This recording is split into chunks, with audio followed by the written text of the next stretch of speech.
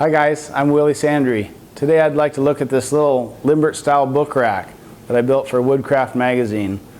It's interesting construction in that it's primarily router-based joinery. There are blind mortises, through mortises, and even decorative tusk tenons. So we'll look at a couple of the key construction details as well as get into the finishing process for your book rack. So stick around, we'll check it out.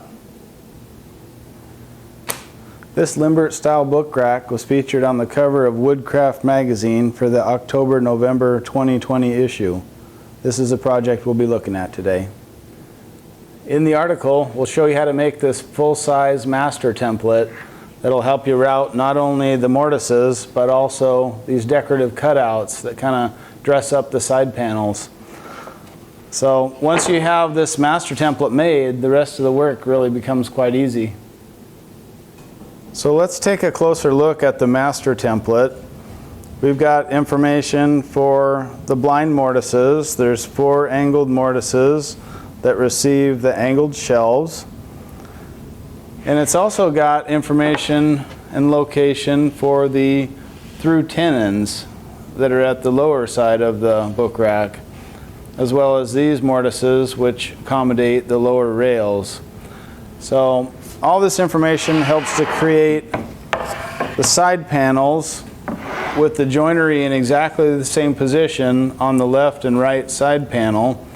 Some of the joinery gets a little bit complicated because the outside face, you were really just looking at 2 squared up through mortises. On the inside though, the mortise is also housed as it extends a little further away from the part that's through. So that's what makes this template really important. If you get your master template right, why then you know you're going to have identical parts left and right. To route the mortises, you'll need a plunge router equipped with a 1/2 inch guide bushing and a 1/4 inch upcut spiral bit.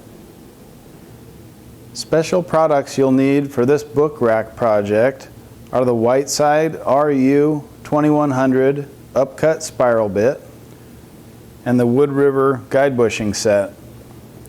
One of the reasons I really like this set, it's got a fairly low profile on the guide bushing, so you can use them not only with thick 1/2 inch templates, but also with many 1/4 inch templates.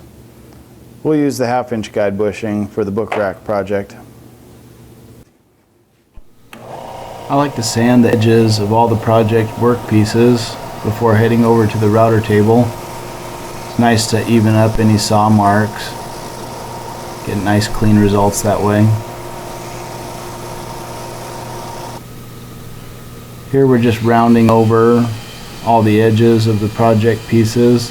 And that's one thing that's nice about this project is you can round over all these of the parts, save for maybe the lower rails, which you only get roundovers on the lower edges. The top edges need to stay square where they intersect with the lower shelf.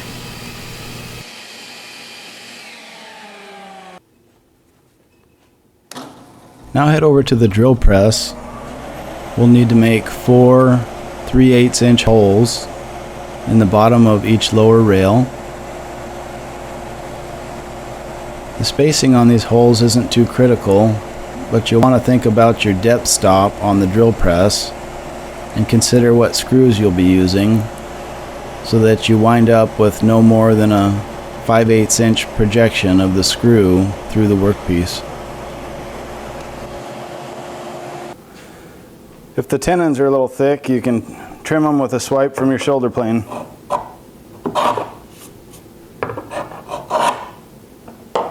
Doesn't take much. Okay, so we'll get going on the glue up here. Start by adding some glue to the through tenons. I like to do that with the joint partially inserted, and that way you don't wind up with glue on the exposed part of the through tenon. Okay, so we're coming into the final stretch with the assembly, and we're just going to get these lower rails in place and make sure that they cinch up to the lower shelf. as we glue everything together. So the last piece of the assembly is just to install the wedges that secure the tusk tendons here. And where you put the glue is actually kind of important. Just get some down low on the wedge. You can put a little bit down low on the side piece as well. And that's going to be plenty to hold things in place. These are all numbered and pre-fit.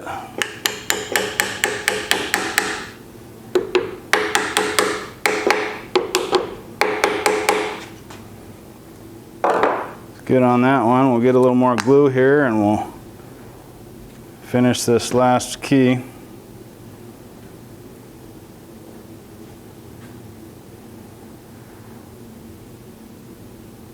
Just a little bit of glue here. It doesn't take much to hold it in place.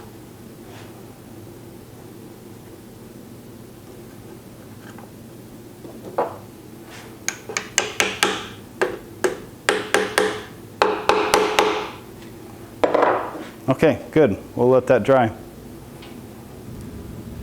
Okay, just to get a quick look at the clamping setup you'll need to do a good job bringing the sides of this bookcase together. You just need the length. Get the long clamps out. I think parallel clamps work best.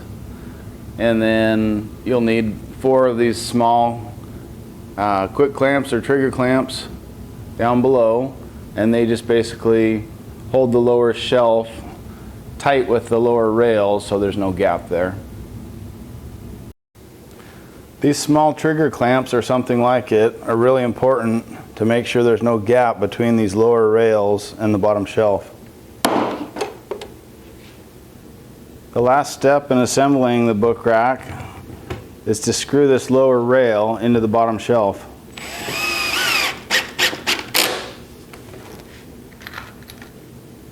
Two-inch square drive screws do the trick.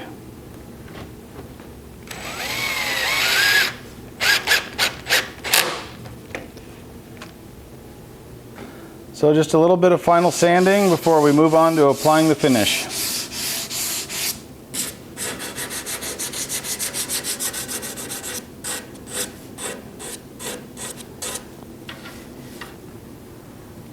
With 2 book racks completed, we're going to move on to finishing. With one of these book racks, we're going to follow the recipe given in the Woodcraft Magazine, which is a stain over dye technique. It gives you a really nice authentic look with a little bit of warm, almost red undertones. And the other one, we're going to do a more traditional technique of fumed oak with the Danish oil. So we'll check out both techniques.